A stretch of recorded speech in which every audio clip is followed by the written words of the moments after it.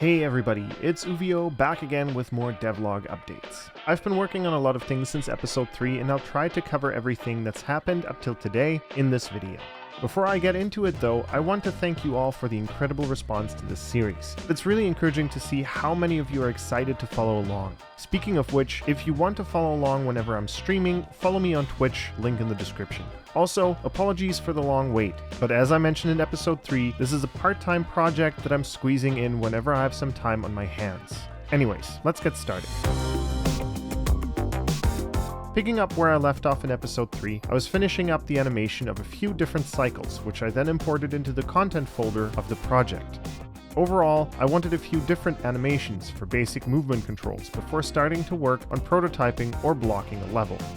Looking at the characters I've worked on in previous episodes, I felt that a walk cycle wasn't as necessary, at least in the beginning, so I skipped that and went straight to the run cycle.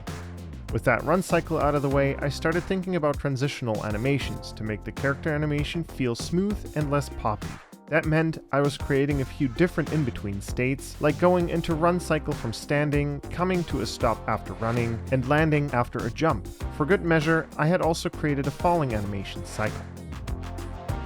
Once I finished the first iteration of all the movements, I decided to go to work on the movement controls. At first, I recreated some of the controls from my previous dummy characters, working with an enumeration to control the triggering of different sprites. Very quickly though, I realized that that was going to be a nightmare to somehow implement transitional animations into this type of system. Thanks to some suggestions in episode 3, I was pointed toward Paper ZD as a must for any 2D based characters. And man do I wish I would have found that sooner. PaperZD is an amazing tool that brings some of the functionality and features that devs enjoy from 3D characters, like animation blueprints, to 2D characters. In the animation blueprint, I get a much easier way of visualizing the individual animations and controlling when something is triggered, while also reducing the amount of code needed. So with that, I began setting up the animation in Unreal Engine. A little disclaimer at this point, as with everything, if there is a way that is more efficient and performance friendly, but gets me the same results, please let me know in the comments down below. During this process, I was also trying to figure out how I could control the movement speed in a more organic way. I wanted to have the player characters slowly gain speed as you press the D or A key, but at a rate that I had full control over. So, the way I got this working was by controlling the axis value going into the movement input, using a timeline and blurb node to go between a float value close to 0 to the value of 1 or -1 depending on which way the character was heading. Once I got this working, it was a matter of just tweaking the timeline to make it slow enough so the character's foot slip was matching with the forward speed, while also not feeling too slow and annoying. After I had worked out how to control the movement speed, I wanted to make a custom jump code. Tyrion is supposed to jump up quickly, get lots of hang time, and then jump down quickly, overall a very cartoony looking jump. It took a lot of trial and error to get something that was sort of working, but the problem I ran into now was that I had little control over the forward and backward movement while mid-air. When my girlfriend tested this mechanic, she helped me realize that this type of control over your falling direction is important to make the jumping fun. With that, I tabled the custom code and settled for a basic jump function, at least until I figure out how to build it from scratch. This way, I was able to move on to the next features. One of which was doing a line trace down from the character to determine if a jump was above a certain height. I did this in order to trigger two different versions of the same falling animation. If the character wasn't falling for more than 300 units, it would play the falling animation at the regular playback speed. However, if the distance is greater than 300 units, it'll play the animation at 2 times the speed. The first non-character feature I worked on was a little treasure chest. I followed along with a tutorial that I'll leave in the description and in the top right-hand corner of the video.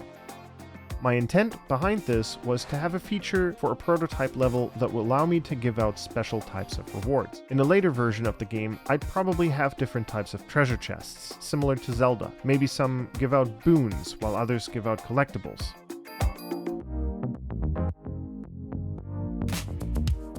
In line with the treasure chest, I also needed a way to interact with objects like doors. This taught me a bit about interfaces and how to link them from a character or level blueprint. Speaking of which, with the help of a friend, I managed to create a trigger volume that would respawn the character instantly on overlap at the location of the player spawn. Back to the issue of interacting with doors though, I ended up getting some help from a viewer during my live stream, and now I feel I have a better grasp of how to trigger events inside the character from another actor.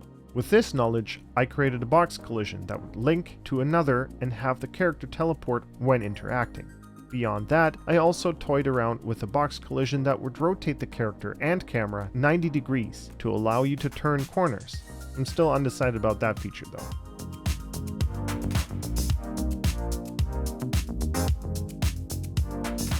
Lastly, I ended up putting together a blocked out level. Still very much a work in progress, but it is really fun to see what I can build. I don't know yet where this will take me. I'm just building it organically as I get the ideas for features or want to see what could visually be interesting to have.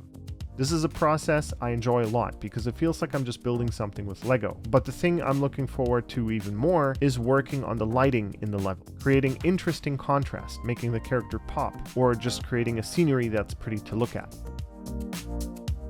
Outside of Unreal, I also started up a Trello board to keep myself organized, track the progress of features I'm looking to implement, and make milestones feel easier to reach. Trello really makes it feel like a proper game development project, to me at least, and I'm excited to keep updating it, adding brainstorming notes, and staying on top of the progress I'm making.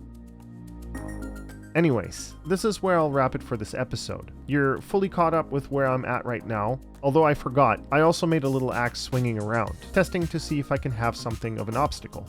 Alright, if you enjoyed the vlog update, please like the video and subscribe to the channel if you haven't yet. If you have any suggestions, ideas, or something you'd like to see in game, please leave a comment down below. Thank you for watching everyone, and I'll see you all in the next one.